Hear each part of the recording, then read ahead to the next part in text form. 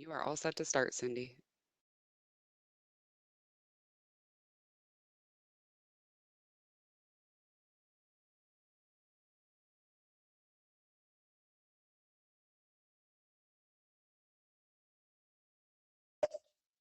Welcome, everyone, and hello, and thank you for attending today's webinar. I'm Cindy Liebes. I'm the Chief Program Officer at Cybercrime Support Network. I come to CSN after having a long 35-year career at the Federal Trade Commission.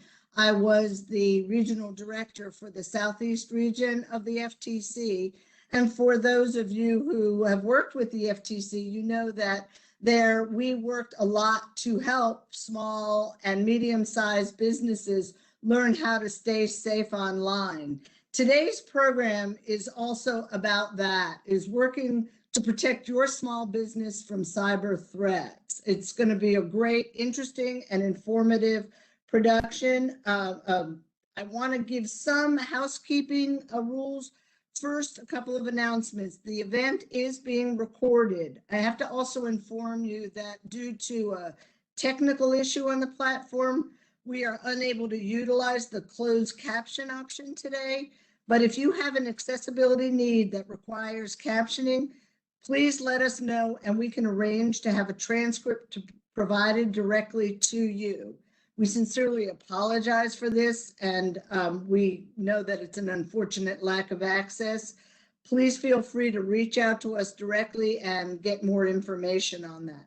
I also want to take the time to thank Trend Micro for being our sponsor and providing some of their wonderful talent to join us in our discussions. We have a really great panel, and they will be taking questions toward the end of the event. If you have some questions, use the Q&A box on the side of your screen. Mark Batchelor from CSN will be using the chat box also to send out links and resources that we'll talk about today, and these will be shared with you through email after the event. So I'm going to now start and go around and ask each of the panelists to explain and introduce themselves and tell everyone why you're here and how you or your company is working with small businesses and helping to protect them and keep them safe online. I'm going to start with William Malik. If you would introduce yourself. Well, certainly. Thank you, Cindy. My name's Bill Malik. I'm Vice President for Infrastructure Strategies with Trend Micro. My purpose in being here is to help share not only what I've learned working with Trend over the past 4 years, but also with my prior 40 years experience in IT. I began as a programmer in Boston, worked at IBM for 12 years, was with Gartner for 11, and worked as an independent systems integrator and enterprise architect for most of the period up until joining Trend. So any questions you might have, happy to speak about. I've seen a lot of things and I'd love to share what I've learned, and I'd like to hear what you're seeing too. Thanks. Terrific. Leslie Longstreet, if you could introduce yourself. Thank you. Hi, everyone. I'm Leslie Longstreet, and I am the Global Director of Outreach and Partner Engagement with the Cyber Readiness Institute. The Cyber Readiness Institute is a US-based nonprofit with a global mission of educating small and medium-sized enterprises to secure the global value chain. We are supported by members such as GM, Microsoft, MasterCard, PSP partners, and Principal Financial, who are all focused on educating SMEs or small and medium-sized enterprises to create a more cyber-ready ecosystem. So we work with a lot of US-based companies as well as international partners and international companies as well. That's great. And also we have Andrew Sekela. Hello, everyone. My name is Andy Sekela. I'm a special agent with the FBI in Tampa, and I'm currently assigned as the private sector coordinator for the FBI Tampa division. And what that means is I'm the main liaison between the FBI and all of the non-government, non-law enforcement entities in the 18 counties that make up the FBI Tampa division. And one of my main roles or responsibilities as the private sector coordinator is to conduct threat awareness briefings to companies, organizations, and individuals that fall within not just the FBI Tampa division area of responsibility, but really across the entire country. We face both professionally and personally a myriad of threats, cyber threats, of course, being among the most significant. And the threats are too varied and too numerous for us to rely on government or law enforcement to protect us. So it really comes down to letting folks know what the threats are. That is our best defense against whatever kind of threats that we're talking about. And that's why I think it's so important to have these kinds of webinars to engage with the community, to address concerns and answer questions and offer best practices in the hopes that you never have to call the FBI because you've been the victim of some kind of a cyber attack or a ransomware or something of that nature. Oh, I so agree with that. I am a firm believer that education is the best tool to help others not become a victim. Last but not least, we have Nicole Thomas.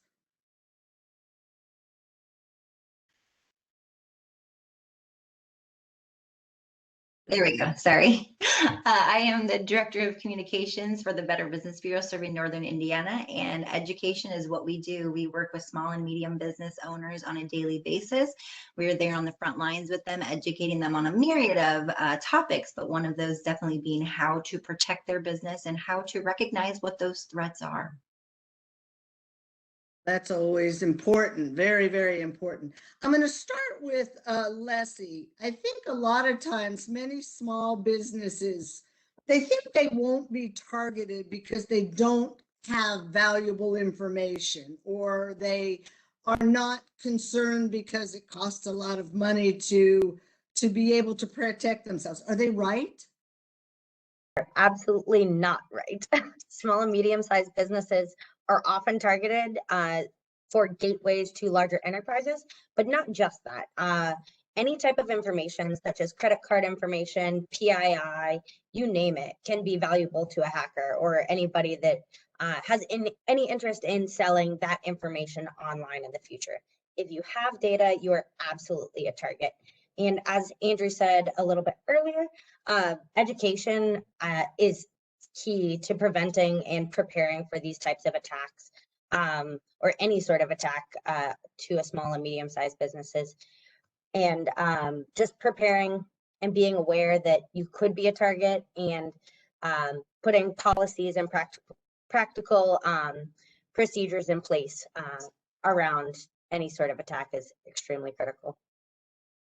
Yeah, it is so important. You know, we hear today in the news everywhere, almost on a daily basis, about ransomware attacks and all of these high profile attacks on very large companies. Has there been, do you think, Bill, an increase in these attacks or in these incidents? Is it just getting more attention, or are the fraudsters out there just getting more able to do ransomware? Well, what's really happening here is a lot of attacks are going on all the time. They have been for quite a while. Just speaking from Trend Micro's perspective, we've blocked tens of billions of attacks over the past 12 months. So there's a constant noise. Now, what's gotten into the press recently is, of course, the high profile attacks, the Colonial Pipeline, the SolarWinds attack, the attack on the meat processing supply chain elements. But it's always happening.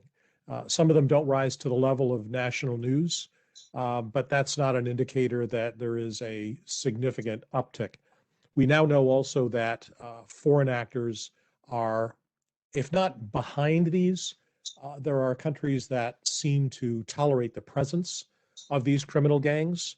And that's why we're looking for joint international coordinated effort to try to bring these down. And I know that the FBI has done a superb job working with sister agencies in other countries to bring these down. I have to say one thing, and just to be a little clear about my position, one of our members of Congress in the US recently said that individuals have to step up and do more. I think that almost shades into blaming the victim. If you get hit with an attack, there may be something you did wrong, but that's not the point. The point is that we need something larger. A small business cannot be expected to take on the massive resources necessary to halt cyber attacks. There are measures you can do, as said, procedurally, to reduce your vulnerabilities, to minimize what we call your attack surface. That is the number of places something might come in. But there's a constant drumbeat of them. And remember, the bad guys only have to get it right once. Us on defense have to get it right everywhere all the time. That is very, very true. And unfortunately, they are very good and very, very persistent. Andrew, from the FBI, and as Bill was saying, the FBI has been very good and very diligent about that. We hear their guidance to the companies is do not pay these ransoms. Is that the way to go? And if so, why? Well, ultimately, it's a business decision. Each business has to evaluate whether or not they can continue to operate unless they pay the ransom. And the FBI does not tell businesses how to operate. That being said, the official guidance from the FBI is we do not encourage the payment of ransomware. And there's a couple reasons for that. The first is just because you pay the ransom, it doesn't necessarily you're going to get the decryption key to open up your network and to recover your files. And second of all, the more companies that pay the ransom, the more that emboldens the bad actors to continue to target other victim companies with ransomware. It's sort of the same philosophy or mentality, which is why we say we don't negotiate with terrorists. If we negotiate with terrorists, then that's going to embolden terrorists and incentivize them to continue to make terrorist attacks.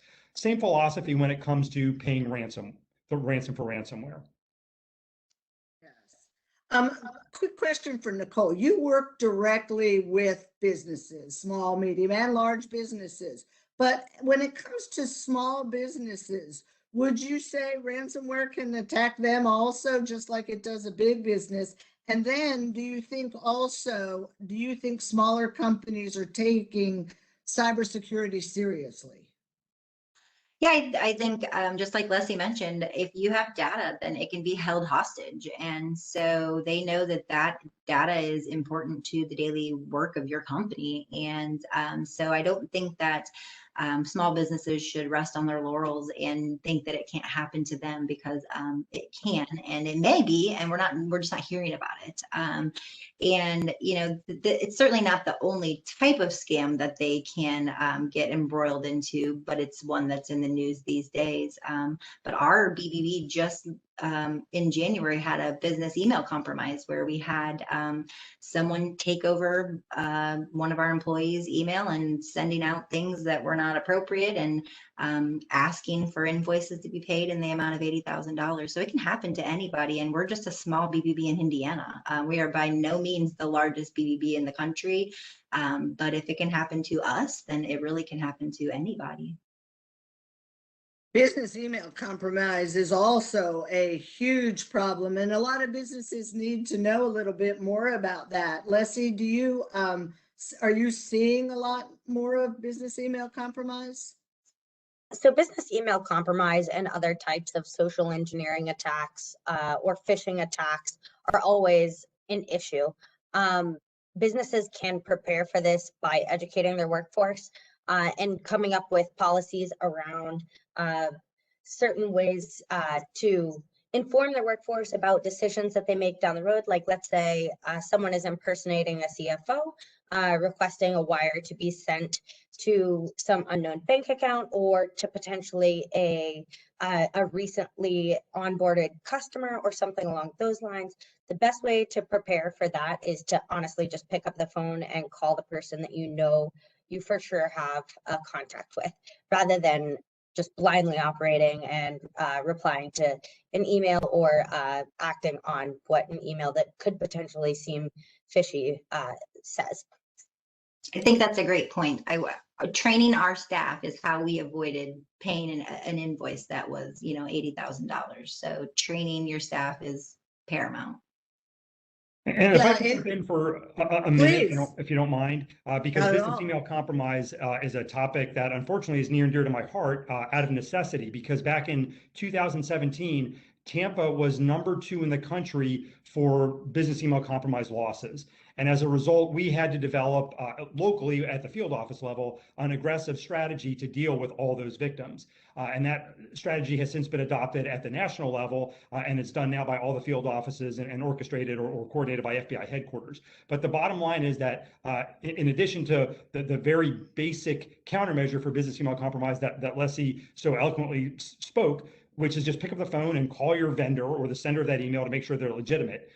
That's the key point when it comes to training. But businesses also need to know what immediate actions to take if they are the victim of a BEC, because we have a very narrow window, about typically 48 to 72 hours, in which we can react to try to recover those funds. So companies need to know what they need to do. And the first thing is to tell their bank about the fraud so that the bank can initiate a wire recall and alert the receiving bank about that fraudulent wire transfer. The second, they need to file a report with the Internet Crime Complaint Center, which is www.ic3.gov. That's the clearinghouse for the FBI for all internet and wire fraud complaints. And the third step is to contact your local FBI field office and tell them you've been the victim of a BEC or business email compromise scam.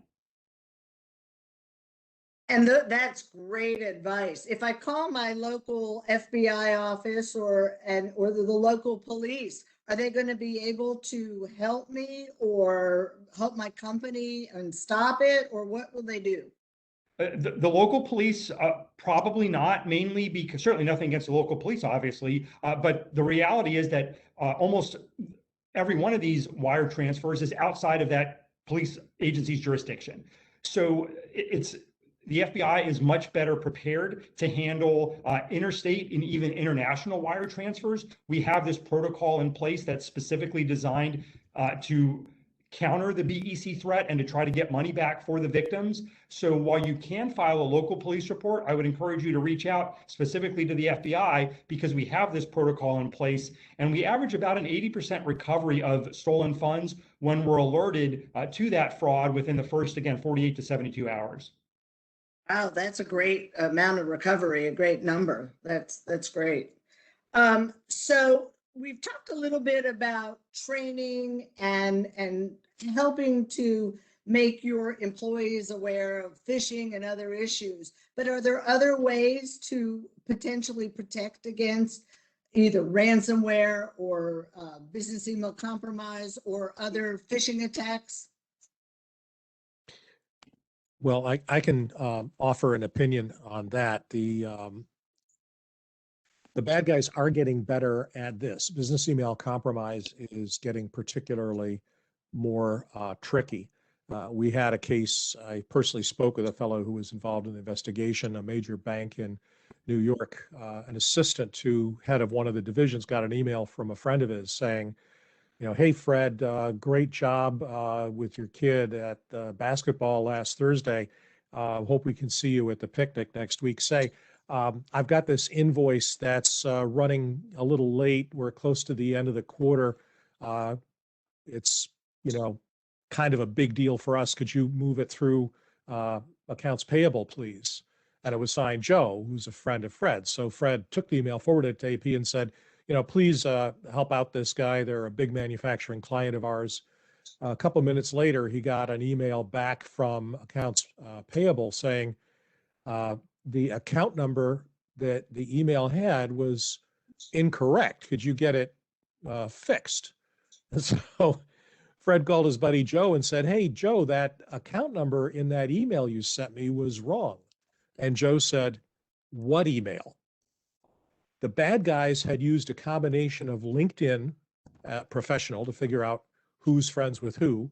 They'd used Facebook to figure out who talks to who. And they decided that Fred was a friend and neighbor of Joe's. They found a common place, crafted an email. And if the bad guys hadn't mistyped the account number, that would have been $5 million gone without a second thought. So the point is, always verify something when it comes through. It only takes a minute to call somebody up and say, is this legit? It only takes a second to hover over a link and say, is this a domain that I actually know? Be skeptical, be careful, especially if you are handling funds or if you're directing supplies or if involved with procurement or distribution of materials. Those are the people that are being attacked. There are some tricks I mentioned in a comment that one good practice I found was an organization, if they get an email from a domain that's been registered less than 2 months, they just throw it out. Because the bad guys create phony domains, send out an attack, and then they're up stakes and gone in a couple of days after they've harvested as much as they can get. So if the domain is brand new, just don't trust it. If it's important, they'll come again, they'll send an email later, they might reach out to you directly. But they've had zero fallout from that decision, and it's fairly simple to implement at the email server level. So there are things you can do. I mean, certainly there are products, many vendors have them to help detect, all of a sudden this process is encrypting files, all of a sudden this process is sending a lot of stuff to a domain we don't know. There are things you can do with firewalls, there are things you can do with execution controls and anti-malware products to stop that. Put those in place and just keep folks going. We at Trend have a program called Information Security for Small Businesses. Happy to come and talk to you. I've traveled to Voorhees, upstate New York. I've traveled to central New Jersey. I've traveled to central Massachusetts just to give talks to small groups of people working with the SBA. Many organizations have programs like that. We even have Teach the Teachers. We'll teach your employees to do that if you want to do a large training program internally. So there are lots of things, there are resources available. So Nicole, sometimes a small business might say, I'm a very small company. I don't have the money to hire someone like Trend Micro and bring them into my business, or I can't hire somebody to be my chief information officer because it's only me at the company. Do you have any suggestions or tools on what they should be doing to help protect themselves, or what you're recommending they should do? Yeah, I think that we understand the heart of small and medium businesses, that there aren't a lot of dollars to go around to do a lot of things. But if you're going to choose to put dollars behind something, cybersecurity, being safe, that's one of them. So while there are probably free products out on the market, they may or may not be as diligent as those that do have some cost. So again, a business owner has to determine what their priorities are, but we always at BBB recommend that cybersecurity and being safe should be a priority, and that will usually require potentially putting some dollars behind that. Andrew, are there any tips that you would give for businesses, especially small businesses, to be able to, for example, protect their files and their devices? Most of the attacks, the majority of the attacks that we see are relatively low tech and unsophisticated. Once in a while, you'll see nation state actors that are using particularly advanced techniques, but those are hard to come by. It's hard for the cyber actors to get a hold of that technology and to become proficient with that technology. And the reality is that in most cases, the unsophisticated techniques are going to accomplish the same thing, i.e.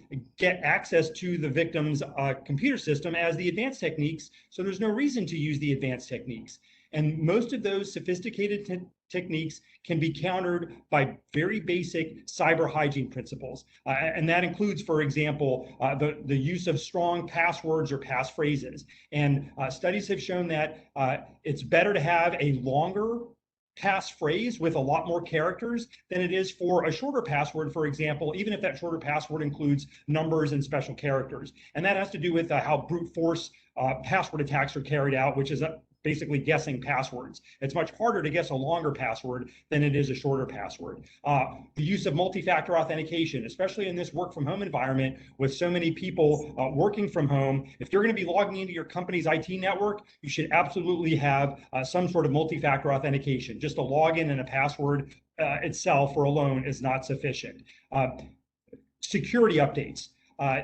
That is one of the most basic cybersecurity principles that is often overlooked by a company because they don't have the time to do it, they don't have the understanding to do it, they don't have the money to do it. But it's one of those cost-benefit analysis that a company has to do to determine whether or not they can run that risk. If we don't install that security update into our system, we're going to be more vulnerable to that system. And then the last thing is phishing emails. Phishing emails account for approximately 40% of intrusions. And that goes back to the fact that human beings are the weakest link when it comes to cybersecurity. And that's why we've already talked about this already during this discussion, but I'll reiterate it again, the importance of employee training. I just heard that the FBI does its own phishing tests on its employees. And we don't always do that great, to be quite frank about it. And that's why we continue to train our employees to let them know about these the vulnerabilities posed by phishing emails, for example. And companies should be doing that as well, whether you do it internally or you have an external company come in and do that phishing assessment. That human beings, again, are still the weakest link. And that's why I can't overestimate or overstate the importance of training for your employees. We here at CSN do those training exercises, and I'm always so worried when I get every email is like, could this be a phishing test I'm going to fail? And trying to do all of those things like hovering over the URL. And so, Leslie, do you have any other ideas and tools that businesses can use, especially with so many people at home working? Are there additional tools they need to be thinking about other than often those basics that Andrew talked about?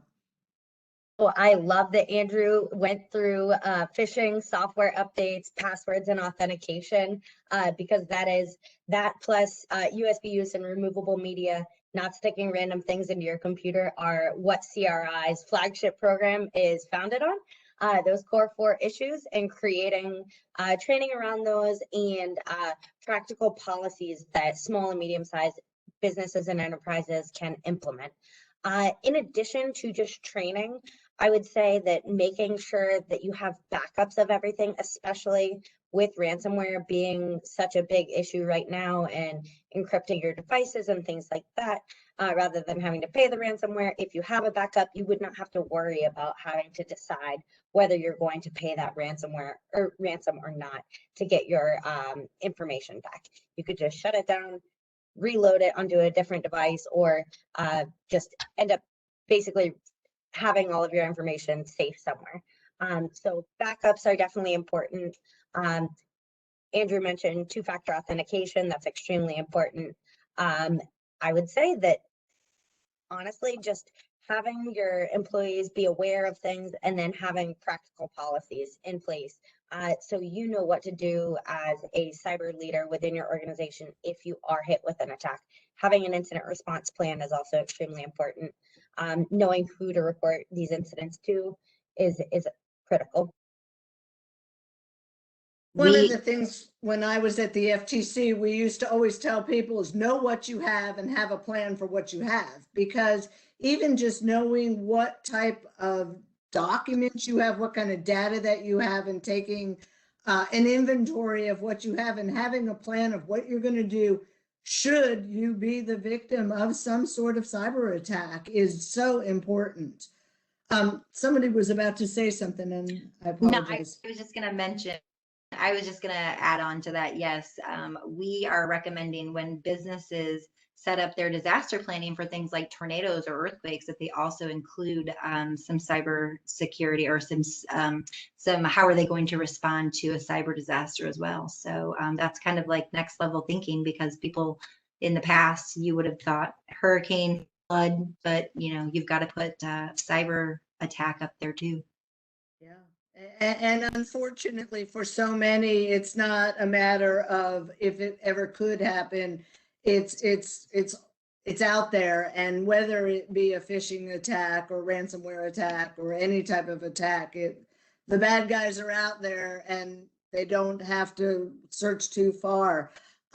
So let's say your business is the victim of some sort of ransomware attack or business email compromise.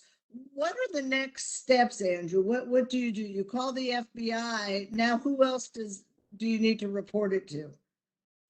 So if it's a publicly traded company, then you may have to report it to your shareholders and to the SEC as well. But if for a smaller company, you want to have if you don't have your own IT security personnel, presumably you have an external company, a vendor that's set up to do that. They should absolutely be part of your incident response plan and should actually help you draft that incident response plan, because you don't want to be scrambling to try to figure out who you have to call if you have some kind of data breach or intrusion. You're going to be busy enough trying to deal with that, the aftermath of that intrusion. So you want to have all that laid out in your plan. Now, the FBI does not do like any kind of a battle damage assessment or anything like that. Our purpose is really to try to collect evidence that we can utilize to try to figure out who perpetrated that attack and then build a criminal case against that company or individual that performed that attack. But you want to have that IT firm on hand to help you plug up any holes in your system, to get any kind of malware out of your system, to make sure that the bad actors no longer have access to your system. And again, that's something that you want to think about before an intrusion takes place as opposed to afterwards. You also want to think about cybersecurity insurance, and we'll talk about that, I guess, later on as well. But that's something else that you're going to want to include in your incident response planning. And one of the other things that I would also say is making sure that you notify your customers or your clients or whoever, because they need to be notified, and many state laws require it to be done within a certain period of time. And so even knowing the state laws where you're operating, knowing what are the requirements, how quickly do you have to notify your customers, your clients, and then what data was taken. And that's a great point. And that's going to be industry specific to some extent as well. So for example, Hipaa, which is the Health Insurance Portability and Accountability Act, that governs medical facilities, doctors' offices and hospitals and clinics and whatnot. They contain sensitive medical information that's protected under Hipaa, and they are required by law to make notification to those victims, as you said, Cindy, within a certain period of time, if there is a data breach or a potential breach that affects that sensitive patient information. Nicole, go ahead. I was just going to say, I'd like to make a pitch here for organization called InfraGard. The theory here is that you want to make your friends before you need them. Probably the worst time to try to build a relationship with state police or an FBI agent is after an attack has occurred. There are organizations, InfraGard has, I think, over 50 chapters across the US, and it's a joint public-private partnership. Usually the FBI is involved, usually the State Department of Public Safety here in Connecticut. It's the DPS. They have a state police liaison. We have an FBI liaison, and we have a Secret Service liaison. And it's a meeting for concerned individuals, mostly designed for small and medium businesses, just so you can get to know these people, get updates on what's going on. It sometimes gets into physical infrastructure as well as cyber, so it's pretty broad ranging.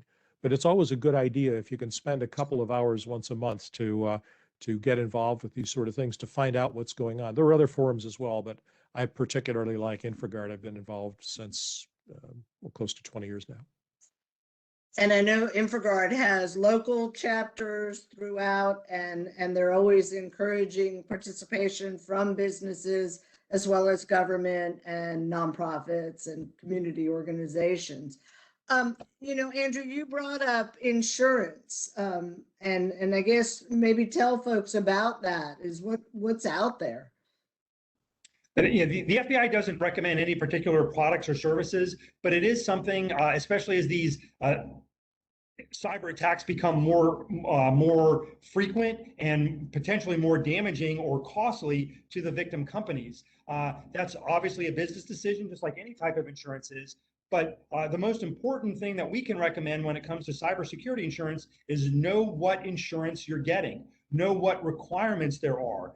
There may be strings attached that require you to have a certain setup on your IT system. It may require regular training or some kind of other compliance issues that you have to meet. If you don't meet those compliance issues, then even if you have a cyber attack, that they may find a way for them not to pay up for your insurance. So just like when you're shop around, when you're purchasing any kind of a good or service, make sure you understand what exactly it is that you're getting, and especially in the context of cybersecurity insurance, make sure you know what caveats there are, because you don't want to find that out after the fact, that you're not covered for this particular incident, or you were supposed to be doing something in order to qualify for that insurance that you weren't in fact doing. Yeah, and one of the questions I have, and I've always thought is, okay, so let's say someone has hacked into my computer and I'm a small business. How will I be able to detect that, or will I? Leslie, do you have any ideas on how folks can detect, other than hiring a company to help secure their computers? So other people might have a little bit more information on like specifically how to detect it, but being aware of what you have on your network, monitoring your traffic, your network traffic, and potentially even hiring an outside firm if you don't have the in-house capability to help you with these things could be a way to go. But I will turn it over to anyone who has a little bit more information around specific tools. CRI is definitely focused on creating the policies and the human behavior side rather than the specific tool side. Bill, are there ways you can detect that someone has hacked into your computer, or Andrew? Well, that's an interesting problem, because sometimes the people who hack into your computer really want you to know, and you find out when you get a ransomware message. Sometimes the people that hack into your computers don't want you to know, and so they hide themselves as much as possible. And the classic example of that would be people who are trying to mine cryptocurrencies. That is, they're using your computers to help enrich themselves by solving the problems that let them create new Bitcoin or Ethereum or whatever. The way you would detect both of those is an information security product that can find things like the lateral movement of information from one server to another that's unconventional, having an awareness of what kind of traffic normally goes there, and then all of a sudden you see something happening that's not typical. And that can raise a flag. And where does that flag get raised? Well, it may show up in a log. It may show up at your security desk. It may show up in a security operations center. And a lot of mid-sized organization will consider you hiring a managed security organization, security operations center, an MSOC, to do that for them. Now, your obligation is then to answer the phone when they call saying, we think we've detected something. Your agreement may include giving them the power to shut things down, or it may stop at them saying, you know, this is happening and here are some steps you should next take. But typically when I'm sitting here on my machine, unless something obvious happens, I'm not going to know I've got malware. And the obvious thing that happens is a screen to play saying, you know, send us, you know, 1/4 of a Bitcoin and you'll have your data back. Or the machine is running at 90% utilization and I'm not doing anything and I wonder what's going on. There was a question before about updates. A recent survey of many of the 10,000 private water companies across the US indicated that about a third of them had vulnerabilities due to unpatched defects in their OT networks, the operational, the stuff that controls the pumps. And the problem was that 90% of those defects had been fixed by the manufacturers through software updates since 2017. So we're talking about a large population of organizations that are not even checking to see if they ought to update their software. It doesn't happen automatically. You gotta do something. You gotta run, you know, Windows update. You gotta say, you know, do I have a vulnerability? You gotta click on your browser. If it's Chrome, go to help and it'll tell you if you're current. If it's Firefox, go to help and it'll run a panel that says, are you running current software? Good thing to do every once in a while. It's just good cyber hygiene. So yeah, there are things we can do, but if you really want to track down some nasty malware, you're probably going to have to buy some vendors' stuff. It's not hugely expensive, but once you find out there's a problem, then you have to figure out what to do. And that's where you can begin spending a significant amount of resources, either internally or with a third party. Well, I think updates, security updates, not only relate to your system itself, but even the phones and the operating systems, as well as everything we use, even on a personal level. Keeping it updated is vital. Andrew, you were going to say something? I was. Bill brought up some excellent points. I just want to kind of follow up on what he said, and this stat is a couple years old, but I assume it's around the same number. But the average length of time from when an intrusion occurs to when an intrusion is detected is about 86 days. So almost 3 months. So in other words, the bad actors are in your system for close to 3 months before that intrusion has been detected. And most of the time, like Bill said, they're detected because they've done something bad. They've installed ransomware. They've sent a fraudulent email with bogus wiring instructions as part of a business email compromise scheme. So they've, for whatever reason, they decided to pull the trigger at that point, meaning they've been discovered because they did something. It's not like the victim has somehow magically figured out that they're in their system. That's why it's important to have anti-spyware, anti-malware installed, and make sure, as Bill was saying, you're updating those softwares when you have them installed. Just the way that antivirus software works, just in a nutshell, is antivirus software is only as smart as we tell it to be. It basically looks for signatures of known malware. It's kind of like, I like to think of it as a fingerprint for each piece of malware. So there's a database of fingerprints within that anti-malware software. So if it's a new type of software or new type of malware, what we call a zero-day malware, something that has not been identified previously, or for which there's been no security patch developed, that antivirus software may think that file is okay because its fingerprint doesn't match the known database of fingerprints, i.e. the malware that antivirus software has stored in its database. So that's why it's important not just to update your operating systems, but your antivirus software as well.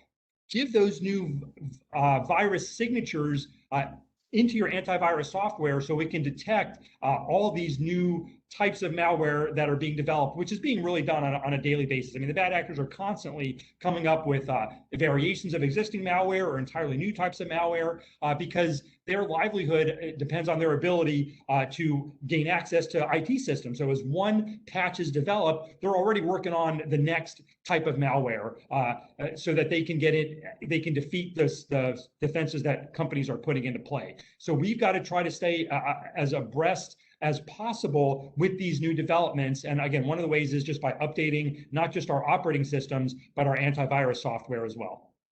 Yeah, updates are vital. Leslie, were you going to say something? Yes, I was just going to jump in real quick and mention that as both Bill and Andrew said, a lot of times the bad guys will be in your system for a long time and you won't necessarily detect them until they've done something wrong. Part of the reason that those bad guys might be in a small or medium-sized business is not necessarily to take their data. It could be to then wait for something to slip up and then they can sneak into a third-party connected company that is likely bigger and will have more access to more data. So I just wanted to make that point real quick that the bad guys might not necessarily be in your small company for what you have, and they might be trying to get access to something even bigger. We've seen it in the news a lot lately with supply chain attacks.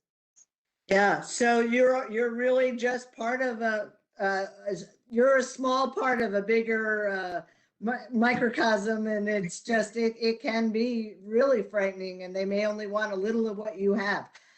We have about 15 minutes left, but I was looking at some of the Q&As, and one of the questions that was asked is that, Andrew, you had mentioned that folks should report to the FBI. And the question was asked is there an amount?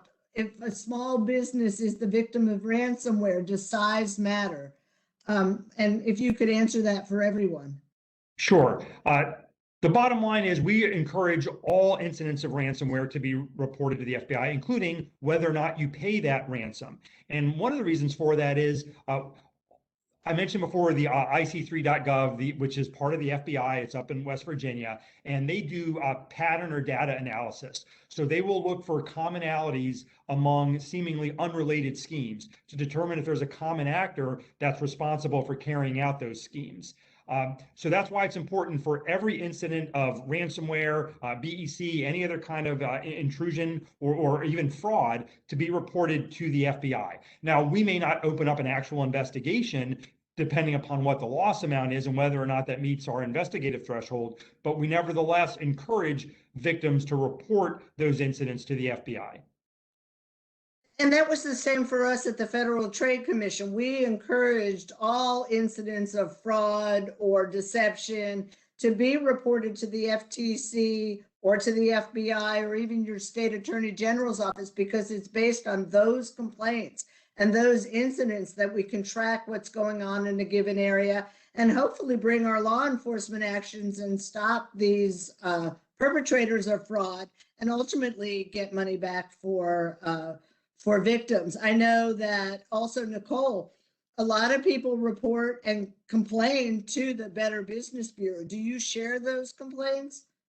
Absolutely, yeah. So if you report to BBB's Scam Tracker, which is bbb.org/scam tracker, that will provide a heat map of kind of similar to the trends that we're seeing. And then, when we have something that we feel is actionable, we'll work with our Attorney General to attempt to get some justice for anybody who may have been scammed or lost money. Now, we always say a lot of businesses and people are hesitant to report being scammed because they are embarrassed. There could have been a large loss with that. They don't want that to get in the news or whatever their motivation may be for not reporting. But we remind people on a pretty daily basis that it is never your fault when you are scammed. When someone targets you, it is always the scammer, the bad actor. It is always their fault. They are responsible. While there are things we can do to protect ourselves, don't be embarrassed. We need those reports. We need you to share that information with all of us so that we can be of better service to those in the future. So.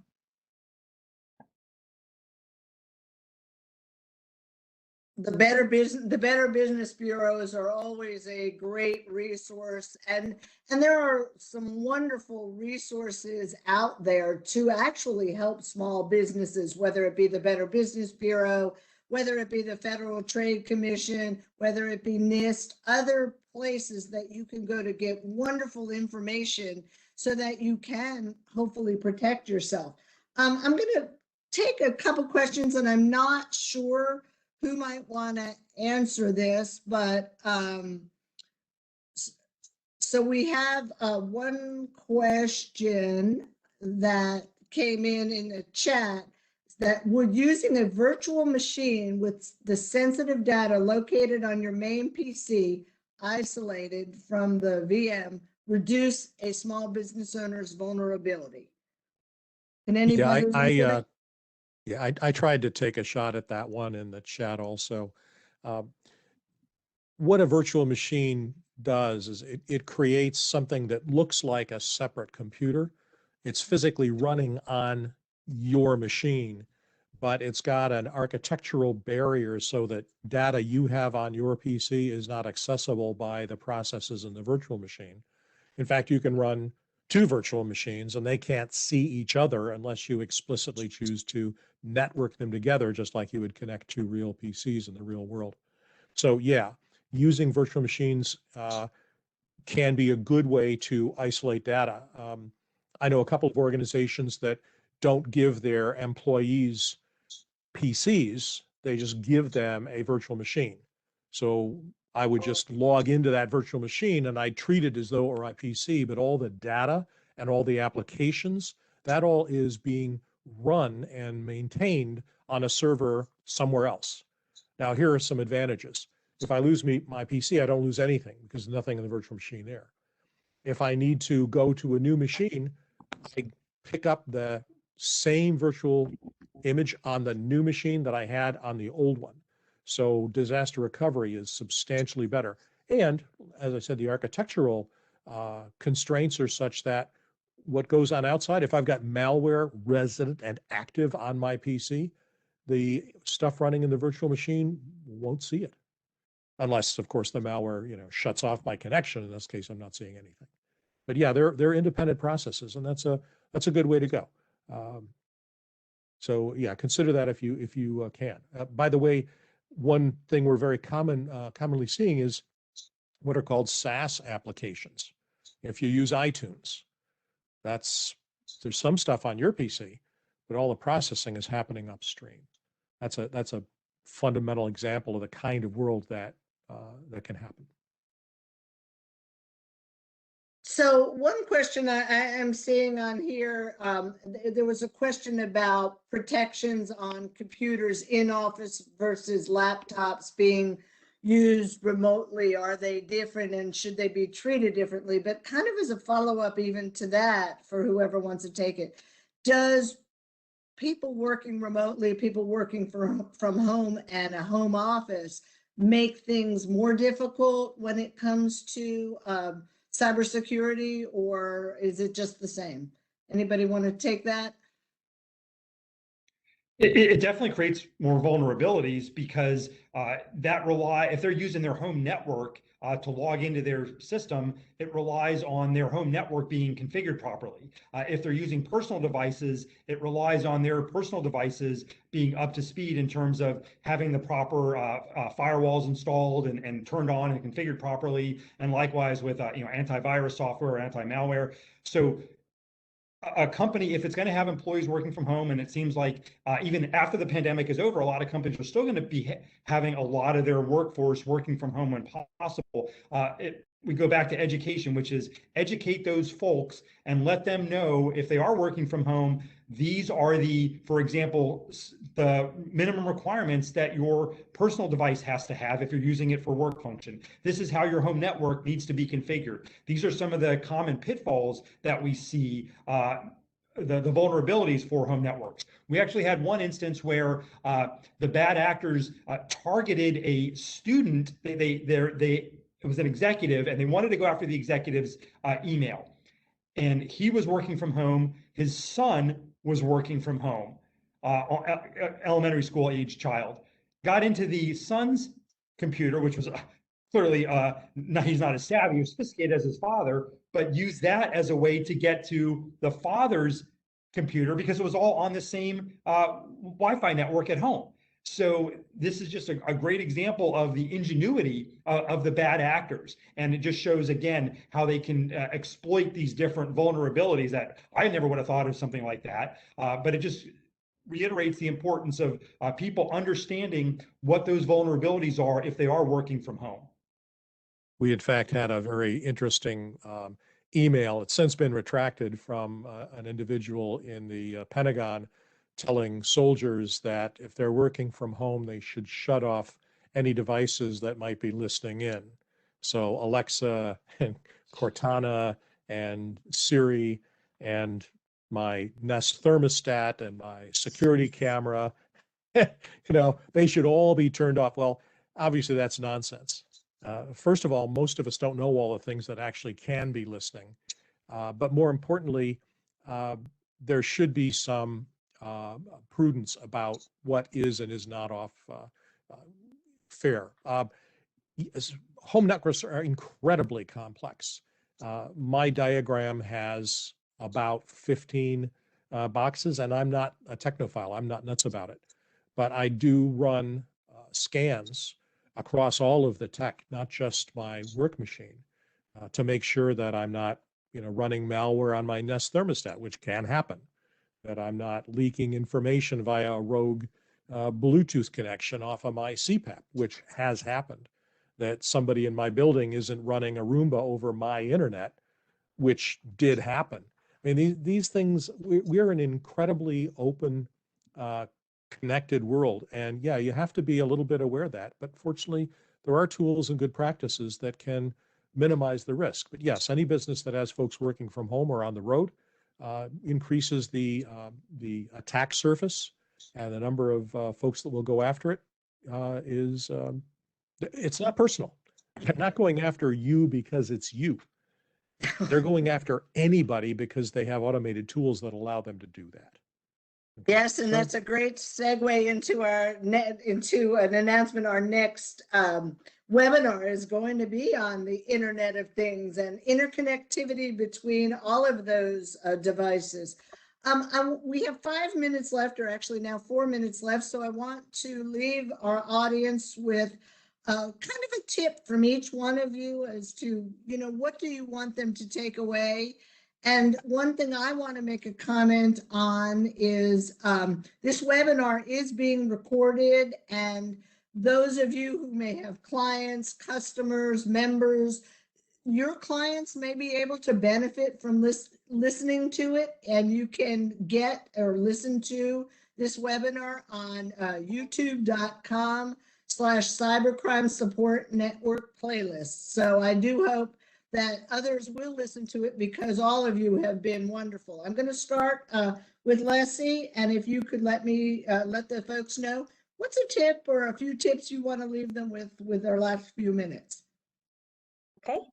If you're a small or medium-sized business or enterprise and you are not sure how to create these practical policies and procedures, or you're not sure exactly what we mean when we say passwords and software updates, I know that sounds like it should be pretty straightforward, but if you are looking for how to educate not only yourself, but also your workforce, Cyber Readiness Institute offers a free program as well as a number of free guides that can help walk you and your organization through the fundamentals of cyber readiness. And it will cover those core 4 focus areas of authentication, phishing, software updates, and USB and removable media use. And Oh, that sounds great. Inviting me. Hopefully everyone will do that. Nicole? Yeah, I think my tip would just be to continuously educate yourself on what's new, because things change so quickly. Scam tactics, cyber tactics change, and what you're seeing today isn't going to be the same as what you're seeing in 6 months, a year, 2 years. So it's really important that you always continue to be cyber educated. Yes, cyber education and cyber aware. Andrew? We may have lost him. So Bill? Oh, sure. Well, fortunately, you attending this have a community of smart people who want to help. Reach out to us, reach out to our organizations. We will be there with you. It's complicated, but you are not alone in trying to make sense out of it. Well, thank you all. I'm sorry, I think we might have lost Andrew, but this has been a great program. Our next webinar from CSN, this is part of the CSN Trend Micro Webinar Series, and we hope all of you will join us on July 21st and every month. They're wonderful webinars that are very informative, and we hope that you will join us for the next one, staying safe when we're all connected, because we are all connected, as we've learned today. Thank you all for joining us. And if anyone has any questions, reach out to us.